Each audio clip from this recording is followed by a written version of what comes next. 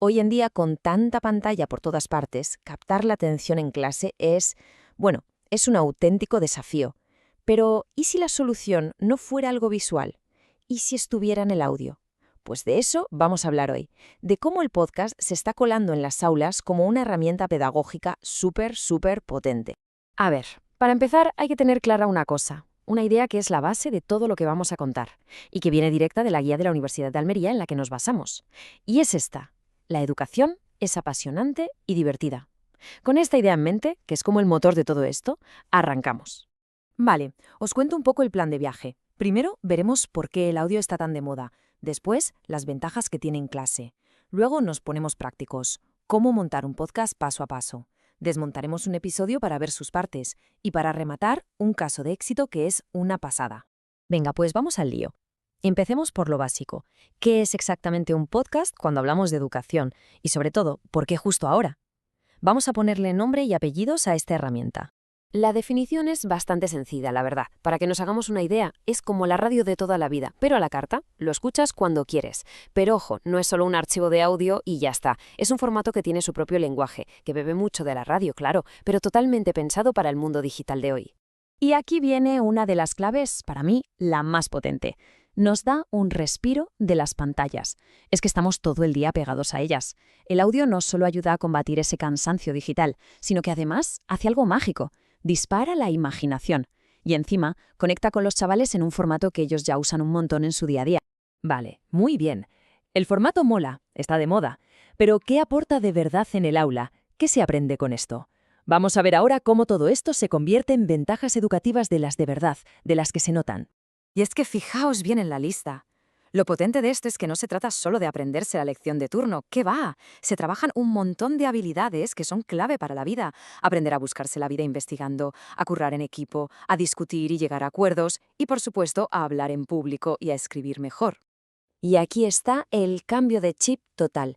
Esto le da la vuelta a la tortilla en clase. El alumnado deja de ser alguien que simplemente recibe información, que se sienta y escucha, y pasa a ser el creador, pasa a producir su propio contenido. Y ese cambio de papel, de consumidor a productor, es que lo cambia todo. Todo esto suena genial, ¿verdad? Pero claro, llega la pregunta del millón. ¿Cómo se hace? ¿Cómo pasamos de la idea a tener un podcast de verdad?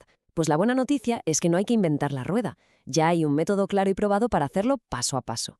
Esa es la gran pregunta, ¿no? ¿Por dónde narices empiezo? Y la respuesta, que puede sorprender, no está en los micros ni en los programas, sino en tener un buen plan.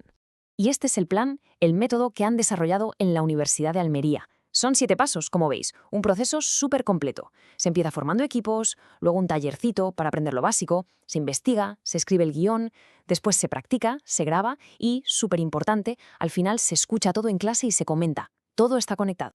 Y ahora la parte que suele dar más miedo, la tecnología. Pues mirad, la barrera es bajísima. No hace falta un estudio de la NASA. Con un ordenador, un micro decente o incluso una grabadora, unos cascos y un programa de edición gratuito como Audacity, ya está. Cualquier clase se puede convertir en un mini estudio de radio.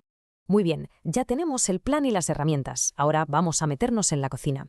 ¿Cómo se estructura un episodio? Porque un buen podcast no es solo ponerse a hablar sin más, ¿eh? Tiene su esqueleto, su estructura para que la gente no se aburra y se quede escuchando. Y esta es la estructura clásica, la que funciona siempre. Primero la careta, que es la musiquilla del principio para que se sepa qué programa es. Luego una intro para enganchar. Después el desarrollo, que es el meollo de la cuestión. Una pequeña recapitulación para que queden claras las ideas importantes. Y por último el cierre para despedirse bien. Sencillo, ¿verdad? Pues es súper efectivo. Y para que esto se vea súper claro, mirad este ejemplo.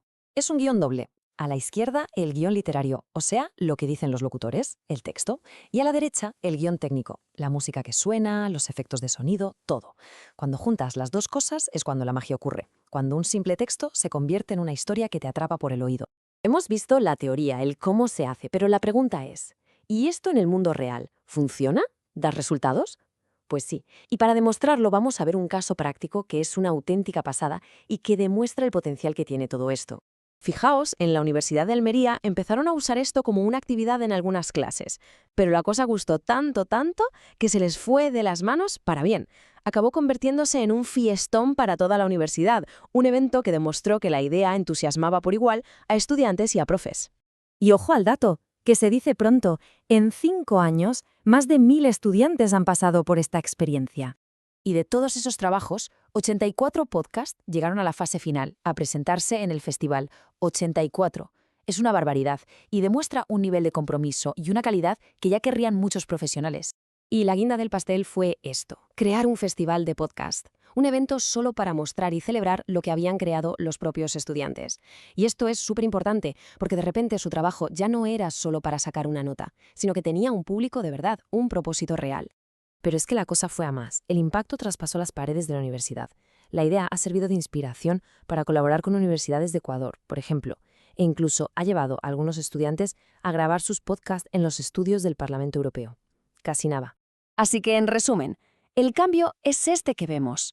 Es pasar de consumir a crear, de aprender de forma pasiva a investigar activamente, de trabajar cada uno por su cuenta a producir en equipo, y de hacer un ejercicio teórico a compartir conocimiento con el mundo.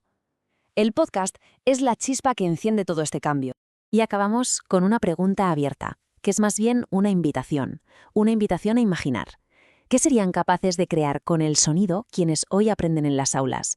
Solo hay que pensar en el potencial creativo que se puede liberar con algo tan simple como darle a un botón, al de grabar. Las posibilidades, la verdad, son infinitas.